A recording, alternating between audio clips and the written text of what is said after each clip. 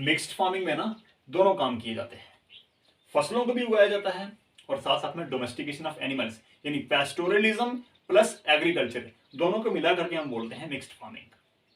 समझ गए? जिसमें थोड़ा थोड़ा काम दोनों फील्ड्स में किया जाता है, पशुपालन का भी और साथ साथ में फसलें उगाने का भी। तो बुक में क्या लिखा है इसको पढ़ लेते हैं। This type of farming is practised in north western Europe, eastern north America, parts of Eurasia and temperate latitudes of southern continents. मैंने जितने भी रीजन्स के नाम लिए हैं, इन रीजन्स के अंदर मिक्स्ड फार्मिंग को प्रैक्टिस किया जाता है। नॉर्थ वेस्टर्न यूरोप, यूरोप का जो 45 डिग्री लेफ्ट हैंड साइड पर जो एरिया है हम उसको नॉर्थ वेस्टर्न यूरोप कहते हैं।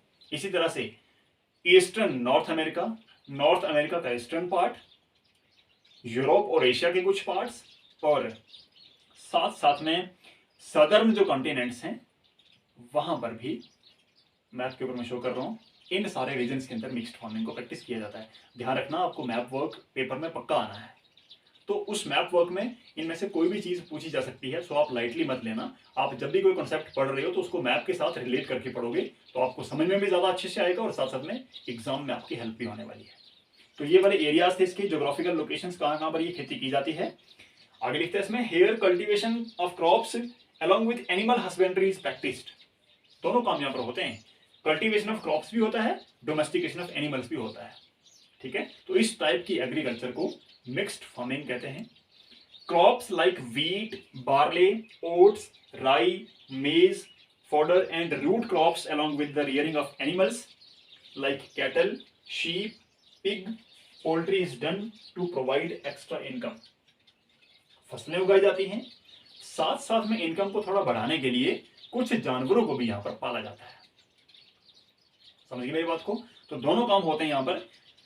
यहाँ पर ना क्रॉप्स के नाम के अंदर एक रूट क्रॉप्स का नाम आया है। तो रूट क्रॉप्स वो होती है जिनकी हम जड़ें निकाल के खाते हैं, जैसे मूली है, गाजर है, इनकी हम क्या करते हैं, इनकी रूट्स को खाते हैं। तो रूट क्रॉप्स इस टाइप की होती हैं जिनको मिट्टी से निकाल के, जैसे आलू हो गया, ठीक है, इनको हम निकाल के खा लेते हैं। तो इस टाइप की क्रॉप्स को रूट क्रॉप्स बोला जाता है।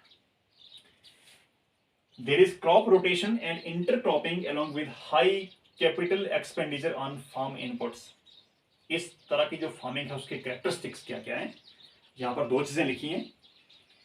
क्रॉप रोटेशन, क्रॉप रोटेशन का मतलब क्या है कि एक सीजन में जैसे मक्की उगाई जाएगी, नेक्स्ट सीजन में वहां पर कनक उगाई जाएगी, और फिर बीच वाले सीजन में कुछ और फसलें वहां पर उगाई जाएंगी। तो यानी साल के जो डिफरेंट सीजन्स होते हैं, अलग अलग सीजन में अलग अलग क्रॉप्स को ग्रो किया जाता है।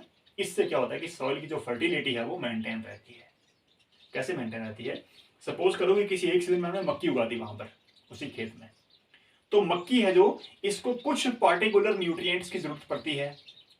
आने वाले सीजन में हमने वहां पर कनक लगा दी, गेहूं लगा दी, तो गेहूं जो न्यूट्रिएंट्स मक्की को चाहिए वो गेहूं को नहीं चाहिए, गेहूं को अलग चाहिए। तो गेहूं क्या करती है कि मिट्टी में से सिर्फ अपनी जरूरत के न्यूट्रिएंट्स को खींच लेती है।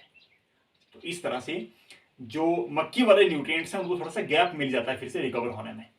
तो नेक्स्ट टाइम जब मक्की उगती है फिर वापस, तो उस मक्की के लिए वापस से वो जो फर्टिलिटी है वो वापस मेंटेन हो जाती है। तो इस तरह से क्रॉप रोटेशन को प्रैक्टिस किया जाता है सॉइल फर्टिलिटी को मेंटेन रखने के लिए, एक चीज। दूसरा यहां पर लिखता है इंटरक्रॉपिंग। फसलों के बीच में ना, मतलब एक लाइन जैसे एक फसल की है तो फसलों के बीच में दूसरी फसल लगा दी जाती है, जिसको इंटरक्रॉपिंग कहते हैं। तो इंटरक्रॉपिंग से भी क्या होता है, सॉइल की फर्टिलिटी और सॉइल की जो क्वालिटी है वो बरकरार रहती है। ये काम किया जाता है along with high capital expenditure on farm inputs। और इस तरह से जो एनिमल डोमेस्टिकेशन है उसके ऊपर भी भारी भरकम अमाउंट खर्च की जाती है। तो दोनों काम इस तरह की फार्मिंग में किए जाते हैं, फसलों को भी उगाया जाता है और साथ साथ में एनिमल डोमेस्टिकेशन भी की जाती है। तो इस तरह की मिक्सअप वाली जो खेती है इसको हम मिक्स्ड फार्मिंग का नाम देते हैं।